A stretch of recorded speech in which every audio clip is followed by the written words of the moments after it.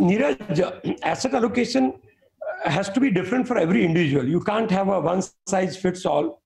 You have a different risk appetite. I have a different risk appetite. Your income, your goals, so your not only your willingness to take risk, but your ability to take risk is also different than mine. So I mean, somebody is a wealthy person wants to take risk. So I don't think that you can ever have, not only in this kind of crisis, but ever a very clear formula that can fit all.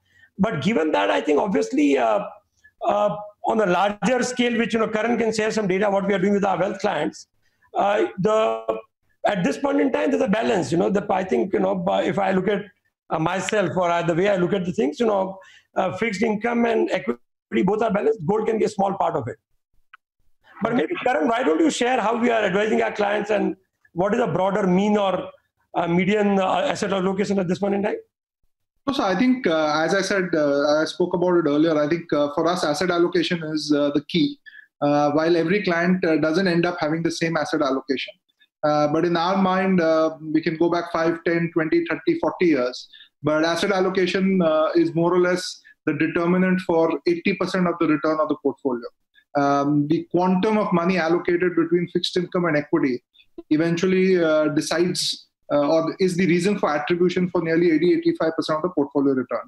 10 to 15% obviously can be improved on account of timing by following a process and discipline like we discussed before. On the equity side, it can be a combination of price to equity, price to book. On fixed income, you can define credit and duration as the key variables. And the remaining 5% really, we believe, comes out of instrument selection.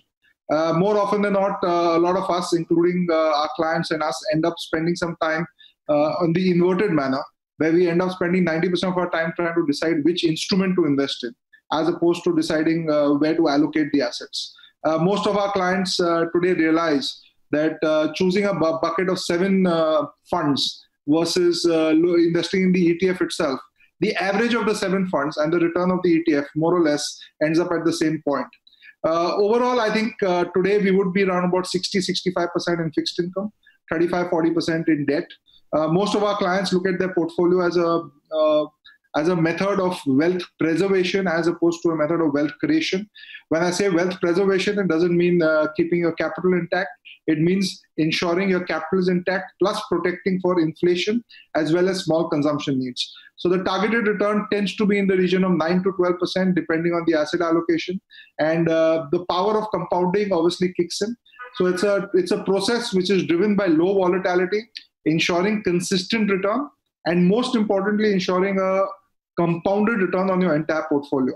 On a large portfolio of 100 rupees, effectively it becomes 800 rupees if grown at 12% over a block of 12 years. Most clients in history, if you go back, have not been able to kind of multiply the portfolio by 8 times over a period of 12 years. But all it needs is a return of 12%, but consistently without too much volatility, and most importantly on the entire portfolio. So those would be the governing principles. We are not necessarily looking for a single idea or a single stock which can hit the ball out of the park, but ensuring that the entire 100 rupees is invested in a way which will allow the client to be invested for a medium to short term, a medium to long term, without having to see a large drawdown on his portfolio. So 30 to 35% is equity, right now? 60 to 65% would be fixed income, 30% would be equity, and 5% would be real estate. All other assets, yeah. And no gold. So gold is there, but it would be less than 1%, 1.5%. Gold is typically used as a hedge, as opposed to looking at it as an instrument of return.